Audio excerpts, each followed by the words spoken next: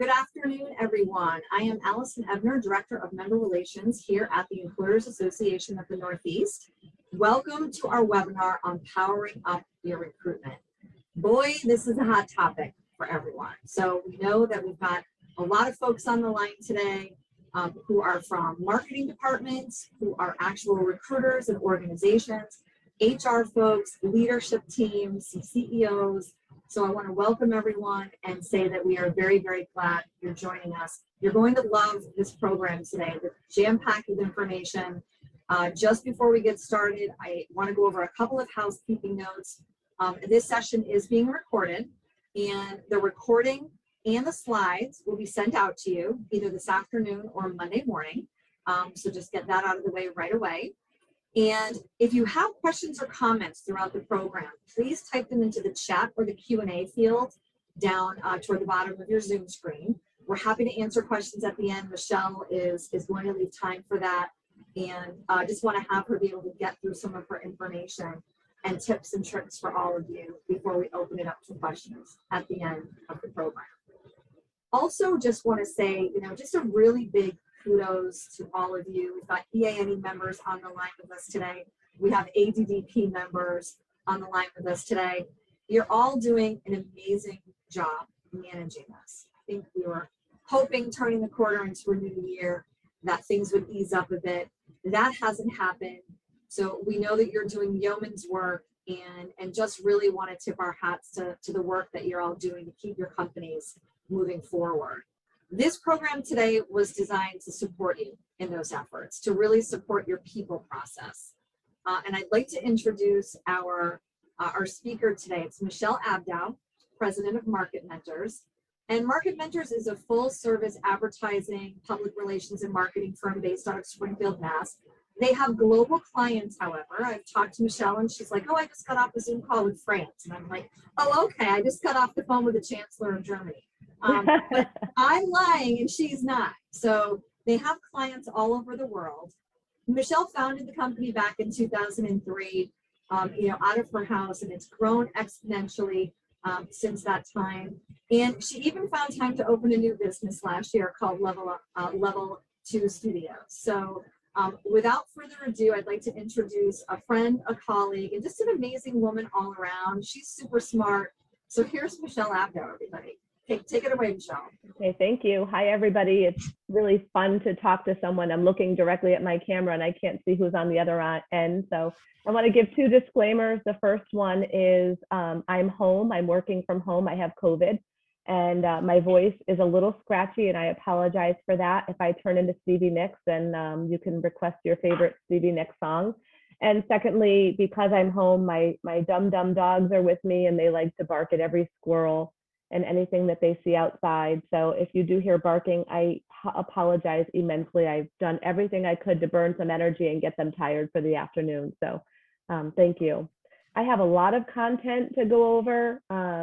Please feel free, as Allison said, to chime in the chat, and I'm happy to answer any questions. I want to make it as interactive as possible, and hopefully today you can leave with a few pointers or a few ideas that might help you with your overall recruitment needs.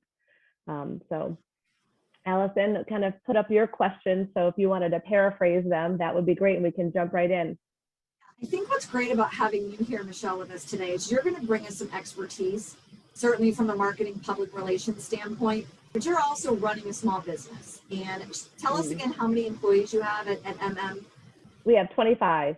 So 25 employees. And you and I have chatted, and you're having the same challenges that our folks on the Zoom today are having with regard to recruitment and retention. So, I think your perspective here from both the employer side and the expertise side is going to be great for attendees. But tell us a little bit about Market Mentors and your company journey, and tell us about some of those challenges you've been facing. Sure. Well, I want to remind everybody that yes, I am definitely in the trenches with you because we are also challenged by some of the recruitment needs, but our clients are as well. And it's the domino effect. So we're a full service marketing, advertising, and PR company. And if we're servicing clients in healthcare and financial services, in manufacturing, some industrial work. All of them are challenged right now with the recruitment issues. So a lot of times we have to pause our marketing efforts because they don't have enough people. And so it's the same for us. If we don't have enough people, we certainly can't take care of our clients. So it's definitely daunting for sure, but there is light at the end of the tunnel. So I want to remind you, keep calm because people are out there. There's a lot of them. All we need is not love. All we need is people. They're out there, and I'll share a little bit of data that will support that as well. So here's the simple math. This comes from a demographer named Ken Gronbach. Allison has seen him speak before. He's a really engaging speaker. He's written several books. I messaged him about, I don't know, 2 months ago and said, hey, there's an article in the Wall Street Journal. Where did all the people go? And so he dug a little deeper and did a whole newsletter on it. And this is what he basically said. We are facing the inevitable. The demographic shift is here. Workers naturally age on a time continuum. So there were 80 million baby boomers, and COVID basically made them say, I don't want to deal with this. Life is too short. I'm out of here. So a bunch of them exited the workforce, and then they left my generation. I don't know how many of you are Generation X, but my generation, our parents did a terrible job. They didn't have enough of us. So we were, I think, 2.4 kids per household. So not enough of us to fill those shoes of the greatest generation, the baby boomers. So we're lacking. We don't have enough of us. We're of that age where we can lead organizations and take on responsibilities, and we just get it, right? Well, at least my husband might disagree with that, but there's 88 million Generation Y millennials that are out there. Think about that for a minute. 80 million baby boomers, many of them leaving the workforce. Not enough of Gen X's, but then you have 88 million millennials that are out there. They're there. We just have to get them out of their basements, right? When mom and dad say, you're 26, you're off my insurance, get out of the house, that's when we're going to see it. So that's my little picture of these supposed Generation Y millennials working in their parents' basements. But they're out there. So pretty soon we're going to see a shift. There's going to be more people than there are jobs. All right. So, along those lines, Michelle, certainly we've already covered it a little bit in only 5 or 6 minutes here, but recruiting is a big challenge. So you said that the people, there are people out there. We know there's less people in the workforce right now today. There's competition for this talent. So as employers are looking at this issue in their company, they have to look inward. They have to look at their own brand and creating a brand for themselves, a public persona to make themselves an employer of choice. So how do we do this as companies? Because we're so busy doing everything else, but what are the strategies? That's right. Well, the first thing is you want to look inward and you want to maximize what differentiates you from competitors. Right now, you might be in the manufacturing industry, so you're competing with other manufacturing. But at the end of the day, we're all competing for that pulse. We want people with pulses right now. Could just give me a pulse. That's all I need. But you got to look inward and what makes you different. I think that's one of the best ways to view it, because that is what's going to help you sell your organization to a candidate rather. The other thing I recommend to everybody is look at your website like a candidate. Some of you might have big corporate offices where you're not allowed to touch your website, and in many cases you might be able to influence what happens on your website. But what does the candidate see? What is your company's story? Is there video? What is the brand promise? What's the culture like? Who works there? What do they look like? What does the workspace look like? Are they getting a good vibe when they visit your website? Do they feel welcome? And does the application process have a good user experience? You might see the words, the letters UX in a lot of things. User experience is really something that we want to make it easy for them to apply. And is there links to your social media? So if they want to learn more, they can click over to your social media and learn more about your company. So looking at what makes you good, and then looking at areas that you could improve with what you're portraying your company as on your website. So I always suggest social media is great.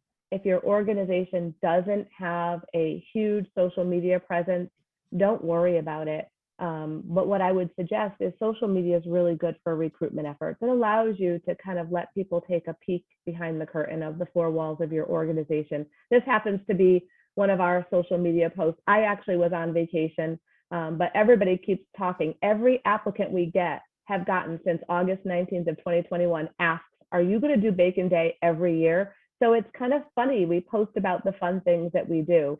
There's a food day for everything. So we celebrate every food day at our organization. We take pictures, we publish it. If you go to our Facebook page, you'll see it.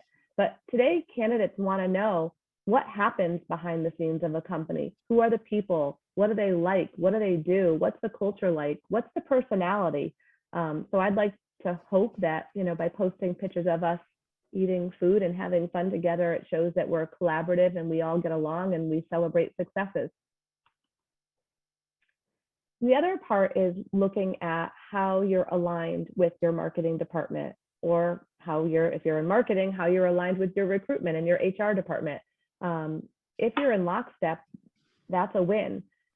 If you look at HR managers and recruiters, talent acquisition specialists, whatever you call the title in your own company, and then you look at the marketing director, the marketing roles, you all have the same goal. It's to bring people into the organization. Marketing clearly wants to bring it in the form of sales, and then HR wants to bring it in the form of top talent. So you have similar goals and objectives. It's attracting people. So how do you do that? Make sure you're working collaboratively together to understand what the brand mission, what the core is of the organization. Allison likes to dub it your employer brand. So what does your employer brand look like outside of the organization? And I just want to mention too, you can follow Market Mentors on LinkedIn and Facebook if you want some examples of great ways to create employee engagement. Like Michelle said, they do the food days, and it's just amazing. All you see is smiles, and everybody looks forward to it. And I talk to a lot of HR folks that say, well, our social media is not that strong. We're not, I personally am not that fond of social media. And I understand that, right? Those of us with kids, my daughter's 25, she's on everything. She's on that phone, bizzing, banging, and calling me old all the time because I don't know what she's doing. But when she's looking to work with a potential customer for what she does, or when she was job hunting, the first thing she's doing is looking on social media. So we've got to be where the candidates are, right? So don't resist that, and follow places like Market Mentors who can give you some ideas. So Michelle, what are the key things that we can do as employers to be sure that our public faces are attracting the right candidates that we want? Well, attracting is the right word. It's all about attraction. And I'd like to, you'll hear me talk a lot about this through the rest of the presentation. Think outside the job boards. I can't encourage that enough. You want to incorporate video, and more video. We'll talk about that a little bit later. You want to think about traditional media, mass media, casting a wider net beyond the job boards. And then you want to make sure you have a robust social media presence, even if your organization doesn't have a lot to try to attract customers, because it just doesn't make sense. You do want to have something that could help build like a portal for what happens at your organization. So really do recommend social media, at least from a recruitment perspective. Companies are not approachable, people are. So a couple cliches, it's time to put the human in human resources. Today's candidates want to know that the company is approachable. Is there connectivity? The younger generation, those millennials and Gen Ys, they want to know that the company stands for something. So what is that? So think of your organization as a person. So I like this slide because it just kind of emulates what we think candidates want companies to be. But candidates want you to be as immediate as Twitter, as social as Facebook, as personal as Amazon, as responsive as Google, and as simple as Apple. So think about your personality, and are you approachable? Are you responding to them? Are you getting them into the pipeline quickly? Are you getting back to them, letting them know where they stand for their candidacy? They want to be, let's call a spade a spade. They want to be dated. They want to be courted. Yeah, that's a great slide, because that's what your candidates want from you, your employees, but that's what your customers want as well, right? So if we're not giving it to our candidates, our future employees, then, and just focusing on giving that to our customers, we're missing half the equation, right? When we're doing that. So what hurts companies in terms of their employer brand? What are some of the fails that you see out there? Well, I'm going to start by saying video is everywhere. Are you? Because we are today, I want it now, instant gratification. This is my cell phone, I'm showing society, right? If I'm putting hair product in my hair, I realize it's empty. Chances are, I wish I could have a show of hands out there. How many of you blow dry your hair and have your cell phone with you? I'm pretty sure you probably do. When you run out of hair product while you're blow drying your hair, you could very easily be ordering something from your favorite vendor online. We are just so tied to instant gratification that it's really important to make sure that we're making it easy for people to find us as well. In 2022, online videos will make up 82% of all consumer internet traffic, up from 73% in 2017. So in that 5-year period, there's a significant shift, more and more. And I believe today's data reported that TikTok has beat Google in terms of traffic. Think about that for a moment. That's insane. More and more people watching video. So more than 1 billion hours of YouTube content is viewed every day. Facebook has 8 billion video views per day. 85% of that are without sound. So you don't even have to have sound. You just have to have the words on the screen. So video is just an extremely effective medium for recruiting. And I'll talk a little bit more about that as well. In addition to video being really good, what it does is the younger generations, the new up and comers, the ones that are in the basement, as I make a joke about, because I know they're not all in the basement. My kids get mad when I say that, but they don't want to read. So you need the words on the screen to describe what it is, but a video brings sight, sound, motion, and emotion together. And there's different ways to have video for your organization. The first way is a corporate overview, like a video of why work here. Think of it as a longer form video as to why your organization is a great place. Why are you a good employer? Then you can take that same content and you can edit it down into a condensed version for that advertising that we're going to talk a little bit more about in a bit. But just to have that video that's specific to really having a call to action, apply today kind of mechanism.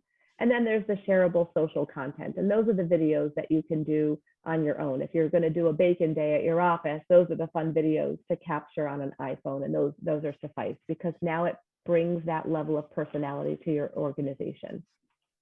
I think somebody had something in chat. That's an important point, Michelle, too, right? That you don't have to, you don't have to hire a marketing firm to do your bacon day video, right? You can kind of take it on your iPhone. You want to absolutely, work with a professional as you're doing some of your company branding, that kind of video. But the fun stuff, it doesn't all have to cost you a lot of money, right? That's right. That's right. There was a question that says, how active should a company's LinkedIn page be? And that's a great question. I like to think of it this way. LinkedIn is the professional social media page, whereas Facebook is the personality social media page. And it really comes down to the positions of which you're posting. So, LinkedIn does do typically better for the more white collar type jobs, but Facebook does good for both. And you have to ask yourself, does it make sense to have the content crossover? In our case at Market Mentors, it does, because we're a wacky bunch of marketing people. So we want to show people that we have fun when we go to work every day. So regarding video, don't go it alone. Perception becomes reality. So if you have a horribly produced video, it's not going to really make your organization look good. So you want a well-produced, high quality, long or short form video that portrays your company in a positive way. It combines sight, sound, motion, emotion, how well it's lit, how the audio comes across, all makes a difference when you really want that long-standing video that touts who you are and what your organization stands for. And a well-produced video, as I mentioned, is perception. So perception becomes reality. If it's well-produced, they're going to think of you as a really good buttoned-up organization.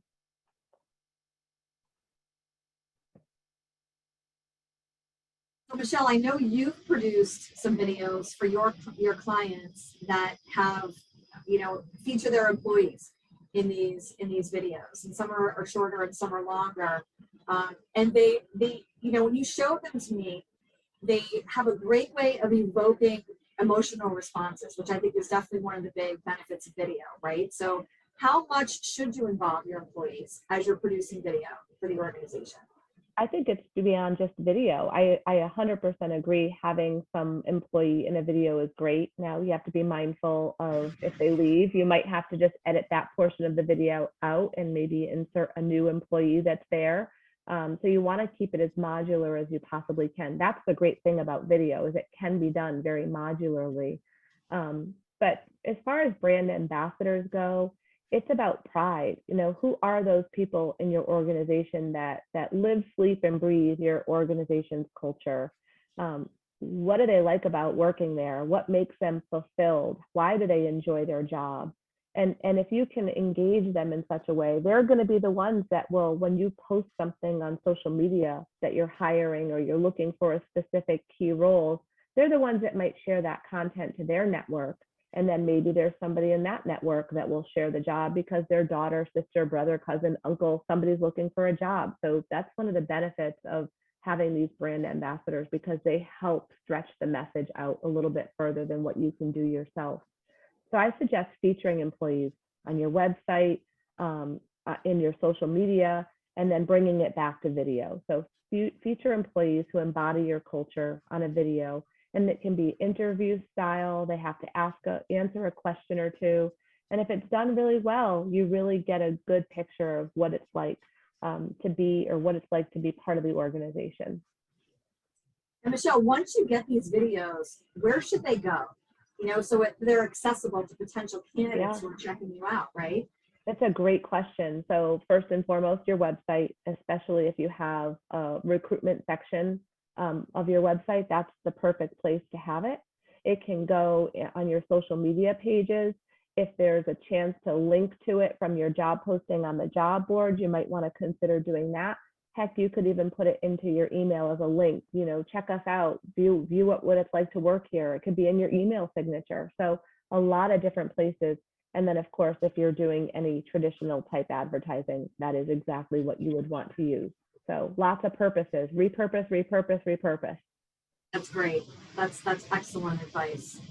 So regardless of the industry, and we've got a mix of industries on the line today, human services, manufacturing, distribution, healthcare, everyone's struggling to find talent. So what are the key elements of an overall marketing plan that helps us as employers stand out from our competition? That's a very good question. And I'm going to say cast a wider net for a couple of reasons. The job boards are there. People's resumes are there. I'm hoping that you have a little bit of time on your own to go out and invite candidates, set up those alerts in both ZipRecruiter and Indeed and all the job boards. You can set alerts when there's new resumes, go out and invite them. You've got to invite them to dance with you. Unfortunately, it's not post and pray like it used to be. So invite them.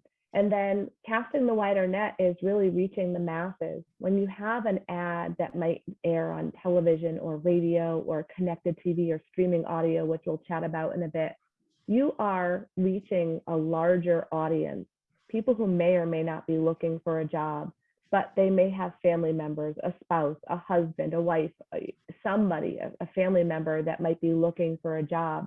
And now you've created a little bit of word of mouth, because those folks aren't on the job board looking, but the person that they know might be. So you really want to cast that wide net, and you want to add compelling and memorable messaging. And then you want to just push the repeat button, frequency, frequency, frequency. You've got to hit people over the head with the message as many times as possible. Sleep is the biggest eraser of all things. So you got to just get up and start all over again the next day. I like to talk about this. This is actually a slide we use in some of our marketing presentations, but it stands true for recruitment as well. This is advertising's role in the recruitment funnel. So up top here is where you're casting that wide net. You're really reaching the masses. It's a larger audience. This could be TV, radio, this could be cable advertising, it could be billboards, it could be connected TV, it could be streaming audio. You're reaching thousands of people at a time. Then that's where you're starting to create the awareness. Then the interest begins. Prospective candidates start to consider. They might view your website, they might go to your social media page, they might want to learn more about the company. That's why having those videos, having those testimonials, having those brand ambassadors available is really going to be helpful. And then there's the decision. This is where they might go looking for a little more information. It's the digital ads, it's the job boards, it's anywhere where you're posting the position. This is, they're making the decision. They're committing to looking for something.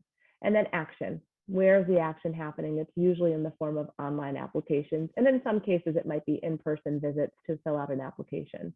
So cast the wide net, keep them engaged all the way down until they take action. And then we say, hit them over the head with your message as many ways as you can. Paid media, which is any type of advertising. That could be the job boards, but it's also all of the other various mediums that I just chatted about. And then earned media. Earned media is really an effort of public relations. So if your organization just won a big contract and now you need to hire and fill 20 or 100 or 1,000 new positions, the media might take interest in that because it's cool, whatever that contract is that you won. They might want to take that angle, or they might want to look at it from an economic development angle, that you're an employer that really is adding a lot of positions. So there could be opportunity wrapped around something like that.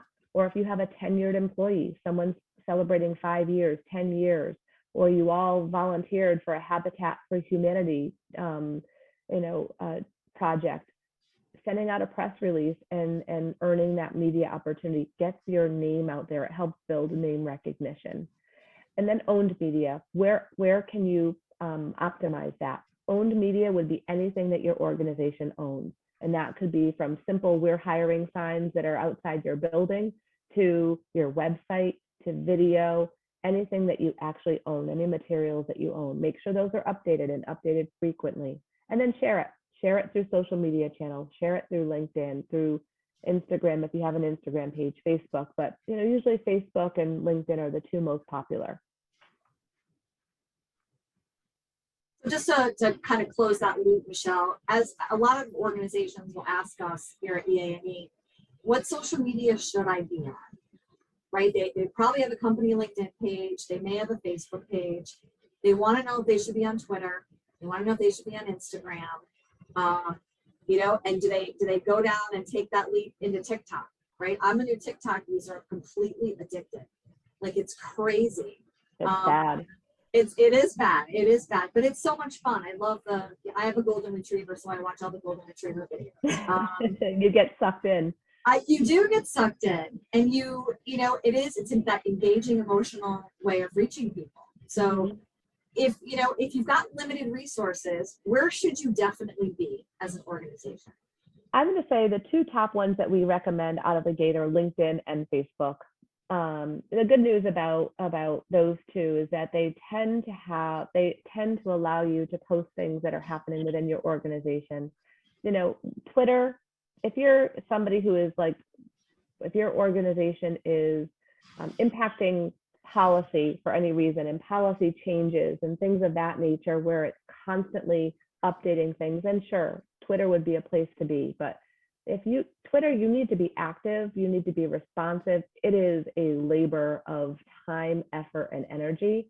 I would highly recommend Facebook and LinkedIn. The good news is you can also pre-post some things. There's software that's out there that allows you to pre-post things, so you can spend a half a day building out your content, mapping out what you want to post, and then you can just have it all scheduled. That's a good thing about those two mediums. They are time sucks, I agree, but it's also a way, it's a channel that you can control. Think about that for a moment. Instead of, placing an ad on TV and radio, which I would recommend for certain positions, you now can use this as your own vehicle to get the message out beyond the job board. That's great. Thank you for that information. One of the things that EA&E does is we help our members sometimes fill open positions, and we'll say, send us your job description and send us your ad that you're running, because the complaint is typically we're not getting any candidates, and when we get the job description and we get the ad, they're the same. So give us some advice and some input on selling the sizzle of why someone should consider your ad versus someone else's. That's and right. Why the ad should not be your job description. It should not be your job description. And I'm going to say the opening line is what sells it. So don't be boring. Get creative. Create theater of the mind. Answer the question of what's in it for me. A candidate doesn't care that you're hiring. What they care about is why they should work there. So answer that question. And that can help you drive the opening line of your content. So your opening line should be the hook of your job posting. Remember, not a job description, a job posting. You don't want to work here. We have too much fun, or whatever that sounds like. Your opening line can make or break an ad. It avoids the "we're hiring" methodology. It grabs attention. It makes you look different, sound different. It also makes it so it can't be ignored. But be sure, whatever you do, that it aligns with your brand. Don't be so far off the rails that your marketing director is going to come down and be like, "What are you doing? This is not on brand." You need to make sure you're speaking to your company brand. So here's an example we did for a client. They had a billboard availability, coolest job ever. They were hiring for HVAC technicians. So think about that. They're obviously in the cooling business. So got a lot of applications for that. So just something fun. Think different. Think outside the box for what you're doing with your advertising. I love that. And I do have to give a shout out to our marketing manager here at EAME, Danielle Goldapper, who I know is on the webinar today. She keeps us on task with our brand. So again, it's that working together, right? Marketing and HR, recruiting, we're all working together. That's right. So, all right. So we've talked a lot throughout this program about using social media. We talked about focusing on LinkedIn and Facebook. Mm-hmm. Taking a little bit of a deeper dive, how there was a great question about how much should we post on LinkedIn and things like that. Walk us through a little bit of that, deeper advice if you don't mind. Sure. Well, I want to break down the two different types of postings that you can have. The first one is organic. And what we've talked about up until this point is the organic posting. So organic is on the left. Those are the things that you might post about National Food Day or whatever that looks like. And so it's any post on social media without paying for any type of promotion. It'll reach your current network followers and then their networks as well. Stays on your page forever. It's subject to the algorithms. I'm sure many of you, I would probably guess that most of you are on Facebook. Sometime did you ever have where you might have been friends with somebody a couple of years ago on Facebook, but they haven't showed up in your feed? Well, as soon as that person starts becoming active again, it triggers the algorithms. And then all of a sudden you're like, there's Barbara. I haven't seen Barbara in a couple of years. All of a sudden Barbara's there. And it really allows you to monitor the engagement. So you also are building up your brand loyalty as well when it comes to that. Then you have the paid social media, and that is where you're actually paying for the promotion. And there's different ways of doing that. So any post that you add additional advertising money to is considered paid social. It's generally called either a boosted or a sponsored post. And it will include a boosted, or it will say a sponsored or an ad tag on the post. So when it's out there, most people don't pay attention to it, but it will basically alert you that it is a paid ad. You can target specific users. You can target specific demography. You can target specific geography. That is the great thing about it. And you can run it for specific dates. And you can add additional call to action buttons. So paid social is actually a great way. For example, if you're hiring a line worker in a manufacturing facility, not to be stereotypical, but typically that's a male. It's usually on the younger side. You can target men or adults aged, 21 to 44 that live within a 5-mile radius around your location. So you can really pinpoint your audience a little bit more closely. And the great news is when you do paid social, you don't pay for it unless someone clicks on it. So, little Bobby's mom might have seen the ad. She didn't click on it, but she told Bobby about the job. Bobby goes and applies. You didn't even pay for that ad because she didn't click on it. It showed up in her feed.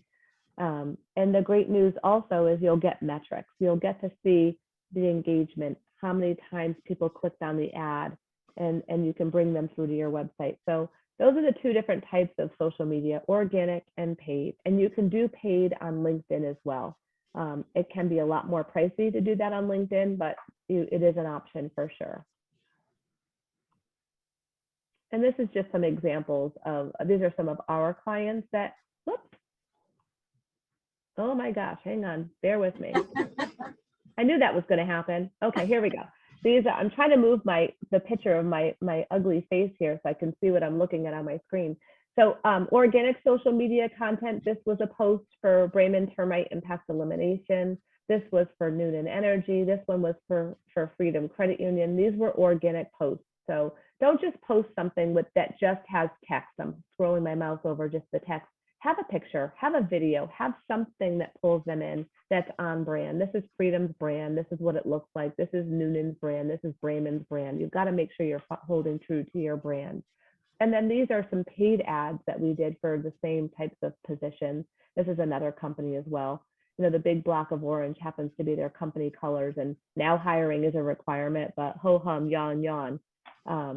So, you know, definitely recommend having a mix of both paid and organic when you're talking about your advertising. Again, you need to be on the job boards. This is to complement and augment what you already have on the job boards.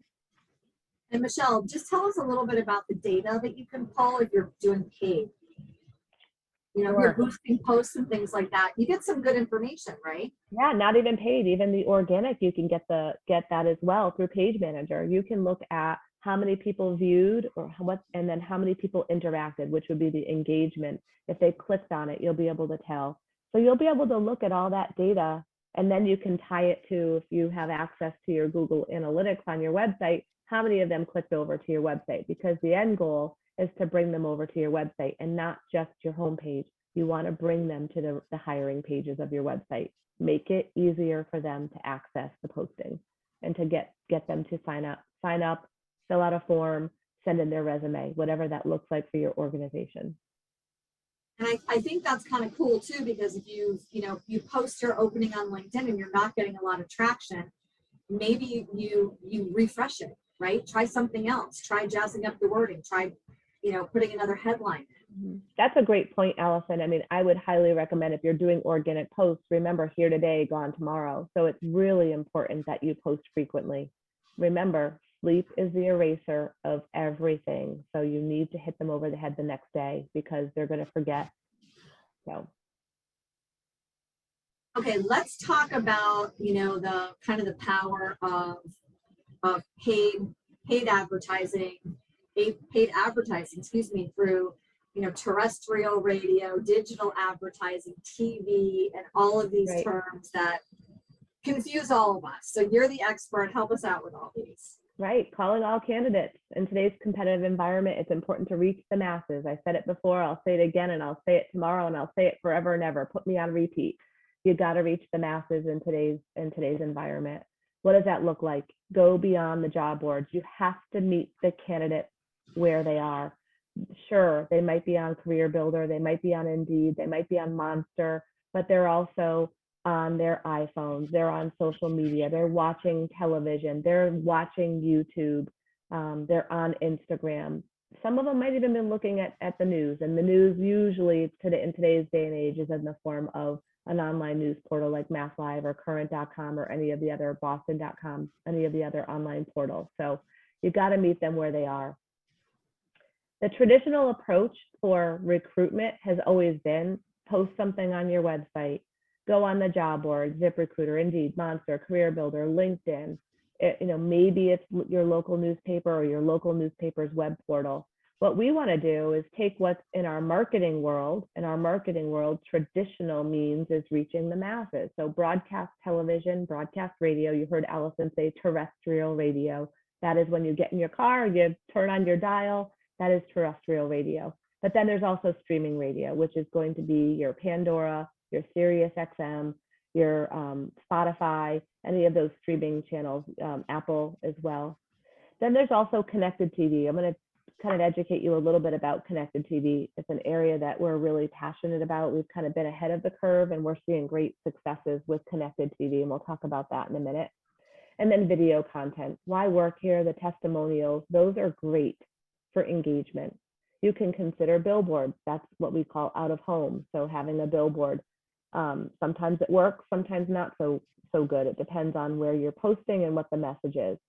You can have the paid social, whether it's LinkedIn, Facebook, or Instagram. You can do geo-targeted and persona-based digital advertising. Think about that. It's insane. You can actually target people based on cohorts of their IP address and what category they fit in, and have an ad served to them about your hiring. That is something that you could do.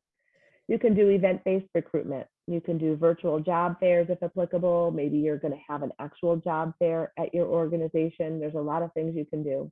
And then earned media is that press release that we talked about earlier. What is going on within your company that you can try to publicize? So I'd like people to think about that as well. And then web content and blogs.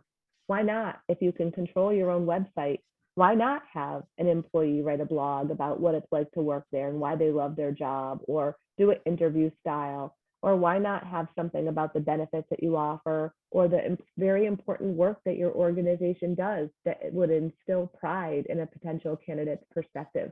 So those are just some things that you can do that are not traditional from a recruiter's perspective. They're very traditional from a marketing perspective. So you want to ask yourself, who is your audience, and get creative with that audience and create that theater of the mind. And back to what I mentioned before, answer the what's in it for me. It's really, really important. I'm going to chat a little bit about connected TV. This might be an education for a lot of you, maybe not for everybody, but I wish I could see a show of hands out there of how many of you have cable, how many of you have Comcast, or how many of you have Charter, how many of you might have DirecTV or any type of digital. And then how many of you said, you know what, I'm not paying that bill anymore. I'm going to cut the cord and I'm just going to stream. So streaming would be, you're using Netflix, you're using Hulu, you're using a Roku device, you're using any of a Sling, you're using any of those devices to connect the TV. CTV, connected TV, is when you're watching your TV through an internet connection. So you could be watching a TV program on your iPhone or your Android product. You're still watching TV. You're just streaming it. It's connected TV. You're connecting it to a device. It's really a great way to target. Over here on the right is what we would call regular television. We call that linear TV. That's when you are watching through cable or your rabbit ears or DirecTV. But over here, and by the way, when you buy television over here, you're buying everybody that's watching that TV show or that morning news or that afternoon news. Your ad is going to be seen with all of those people. Over here on the left is connected TV. And this is where you can actually, I did it again, this is where you can actually do some targeting. You can target by device. You can target by the model or device that they're watching. You can target by lookalike audiences, like my typical employee fits this criteria. You can build out what that looks like and have your ad be seen through connected TV to those audiences. And you can do retargeting. You can pick the time of day. You really can home in on your audience. It's really intuitive. Hard to do, but intuitive and easy to buy. And it goes beyond the boards, right? So you can focus on any of these streaming services. These are the services. And over here are some of the networks that you'll find the ads running on, which is really a great way to target people. You know, if you are hiring men and you know that they're, typically sports fanatics, and you can buy ESPN on a digital level. So pretty awesome stuff that you can do. And a little tout to video, and I'm looking at the time, it's 1:14. Allison, how are we doing for time here? I think we're doing okay. I just want to remind folks, if you have questions, please type them into the chat or the Q&A, because we're happy to answer those. But if you want to show a couple of these videos, Michelle, please do. Well, I'm a little nervous to show them, to be honest. I don't know if the audio is going to come through correctly, but I did send Allison these slides. So when she sends them to you, you can take a look. These are just examples of videos that we've done for some of our clients too here for Brayman Termite and Pest Elimination. One is from Noonan Energy, and I just love this one. Let me try to see if it works. And if you can't hear it, just raise your hand, Allison, or just interrupt me.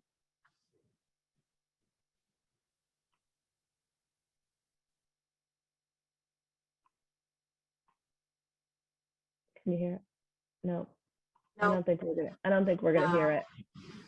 Yeah, there's a setting that I would have to do if I was in control, but I'm not going to be able to do that. But they're there's some videos that are well produced. This particular video of Bremen Termite Impasse, it's a little bit longer. It's kind of a mixture of a corporate video meets what it's like to work here. And then the one down here is really from the perspective of the human resources manager and other employees.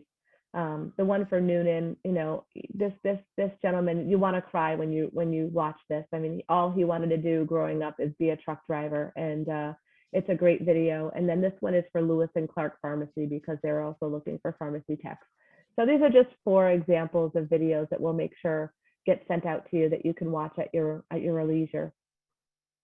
Yeah, it's great just to give an example of how you as a professional organization, Michelle, kind of structured this and designed the videos. Yep. There we go. Sorry, go ahead.